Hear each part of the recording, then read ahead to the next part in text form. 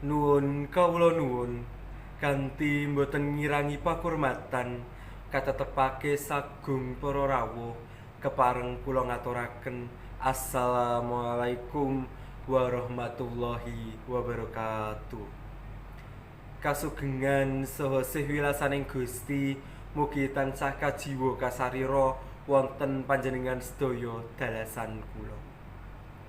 Ingkang dahat kinurmatan panjenenganipun Ibu Kristya Retna Kinasih SPD minangka Kepala PAUD Ceria.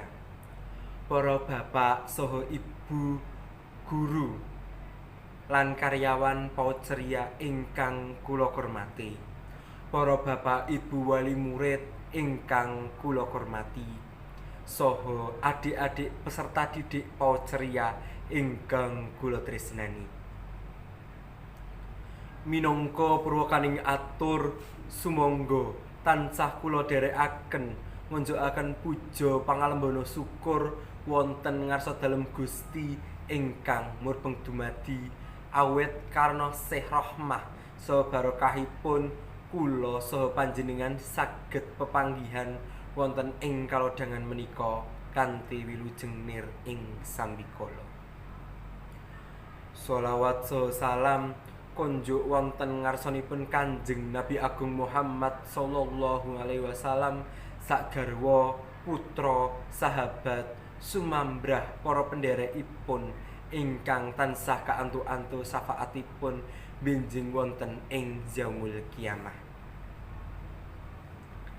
Bapak saha Ibu, dereng dangu kula lan panjenengan rumaos lega kaliyan nedhakipun perkara Covid-19 wonten ing Indonesia. Ananging sakmenika kula lan panjenengan wangsul dipun kagetaken malih kaliyan ramenipun perkara sandi ginjal akut ingkang nyerang lare-lare. Dipun curigai bocoripun ginjal menika dipun amargiaken kandhutan zat wonten obat ingkang dipun konsumsi dening lare-lare kasebat racikanipun ngagem zat ingkang mbebayani, yaiku zat etilen glikol lan dietilen glikol. Mila lare-lare mboten kiyat anggenipun konsumsi.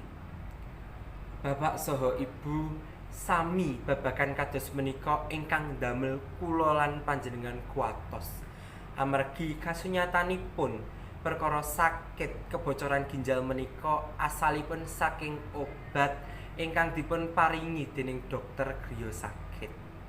Dados kula lan panjenengan minangka tiyang sepuh ketahipun rumaosi menawi boten sedaya ingkang kula lan panjenengan anggep aman menika boten ndugekaken bebaya. Amargi obat-obatan menika dipun damel wonten lebet pabrik ingkang pundi sedaya racikanipun sami lan sebaranipun nggih ugi sami. Kula lan panjenengan boten mangartosi obat menapa mawon ingkang kandunganipun inggih menika zat mbebayani utawa langkung-langkung racikanipun.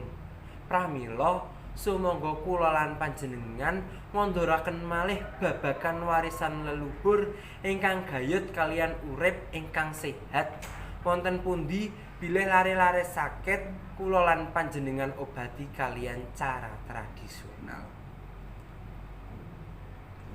Bapak saha Ibu, cara-cara pengobatan tradisional menika kathah sanget lan ingkang mesti saking alam tanpa kekempal zat kimiawi.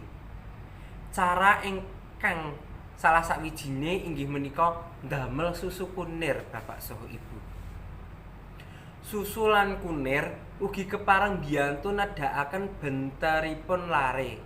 Caranipun kaliyan nyampur setunggal gelas susu anget kaliyan lantaran teh kunir bubuk. Raosipun mungkin boten patos eca, ananging unjukan menika kepareng nedhakaken asrep banter ing lare kanthi efektif. Pramila pesthekaken lare kersa badhe ngunjuk bahan aktif menika. Bahan aktif lebetipun kunir dipun sebat kurkumin lan sampun kebukti nggadahi efek dados obat antiinflamasi, kejawi kepareng nedhakaken asrep benter. Unjukan herbal menika ugi kepareng nginggilaken kekebalan badan.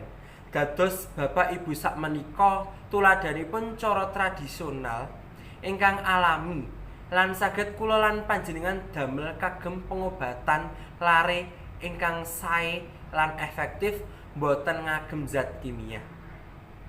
Sumangga Bapak Ibu kula lan panjenengan mbudayakaken malih gesang saras kaliyan ngirangi obat kimia lan nambah daharan tradisional ingkang dados piranti. Pramila ampun dadosaken obat kagem daharan nanging dadosaken daharan kagem obat. Bapak saha Ibu sedaya, kula kinten sekedhik menika ingkang saged kula andharaken kathah gelap gangsuling atur mugia dipun agung pangaksama ing wasana. Klapa muda yen kirang kalegan nyuwun ngapura. Wassalamualaikum warahmatullahi wabarakatuh.